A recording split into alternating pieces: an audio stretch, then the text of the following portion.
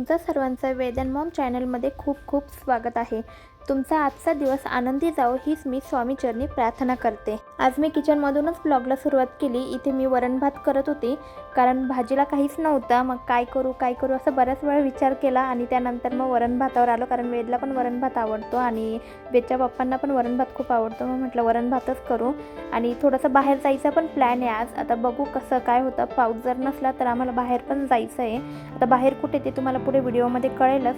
इथे मी वरण भाताचा कुकर लावला आणि लगेचच थोडीशी साफसफाई करायला घेतली। 2 ते 3 दिवस झाले असेल मी हे सर्व क्लीन केलेलं होतं। म्हणजे खिडकी व्यवस्थित पुसून घेतलेली होती, त्यानंतर टीव्ही युनिट, देवघर हे सर्व व्यवस्थित पुसून घेतलेलं होतं। आषाढी एकादशीच्या 1-2 दिवस आधीच मी हे सर्व आवरलेलं होतं। पण माहिती नाही 2-3 दिवसामध्ये इतकी धूळ कशी येते। आता पाऊस पण पडतोय, मग पावसामध्ये तर एवढी धूळ यायला नाही पाहिजे, पण काय माहिती आमच्या म्हणजे मी जिथे राहते तिथे खाली शेजारी शेती पण आहे, त्याच्यामुळे पण एवढी धूळ येत असेल। त्यामुळे ना हे सर्व मला 5 ते 6 दिवसामध्ये क्लीन करावंच लागतं, कारण नाही केलं ना मग खूप अशी धूळ होते आणि मग घरामध्ये पण जाळे वगैरे दिसायला लागतात। आणि फरशी तर तसं आपण रोज पुसतोच, पण हे बाकीचं पण मग व्यवस्थित म्हणजे वेळेवर क्लीन केलं ना ते जास्त कामाचा लोड पण आपल्यावर येत नाही। आणि आमचं मी तुम्हाला सांगितलं बाहेर जायचा प्लॅन होता, पण पावसाचं काही थांबायचं नावच नव्हतं। वरण भात वगैरे झाल्यानंतर जेवण करू म्हटलं आणि लगेचच आपण बाहेर जाऊन येऊ, पण पाऊस इतका जोरात चालू झाला आहे। आता तो जितका जोरात चालू आहे त्या हिशोबाने काही वाटत नाही आहे की तो उघडेल म्हणून। आणि पावसाचं असंच असतं, जेव्हा आपण विचार करतो की नाही आज थोडासा सुट्टी आहे किंवा निवांत वेळ आहे तर आपण कुठे बाहेर जाऊ, त्याच वेळेस त्याला पडायचं असतं।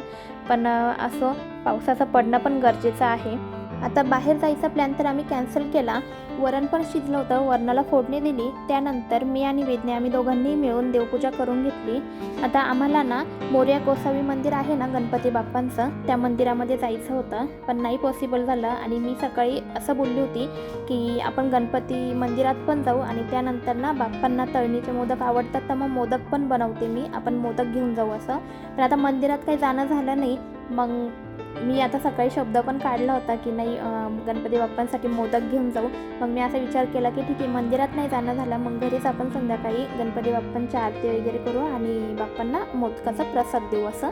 तर मी सायंकाळी लगेच मोदक बनवायला घेतले। आता आज मला ना तळणीचे मोदक बनवायचे होते।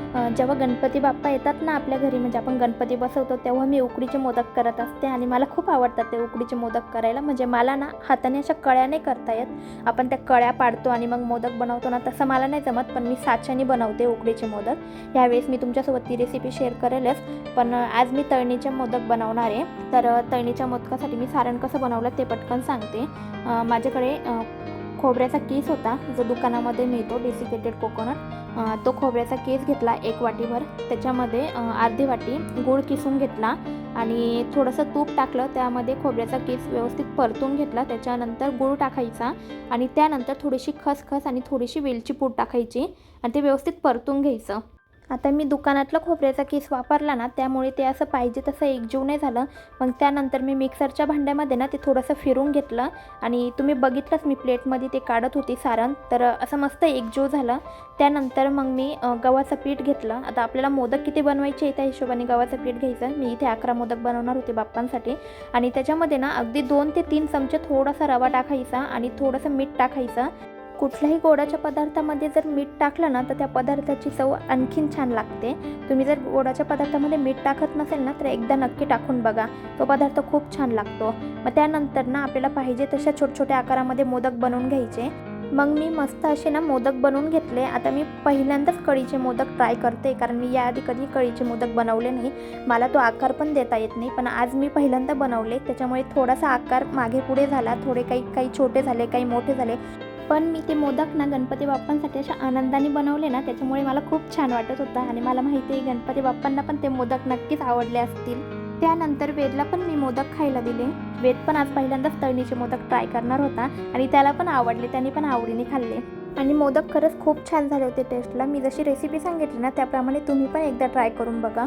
आणि तुम्हाला आजचा ब्लॉग कसा वाटला ते मला कमेंटमध्ये नक्की कळवा। आवडला असेल तर आपल्या चॅनलला सबस्क्राईब नक्की करा। बाय।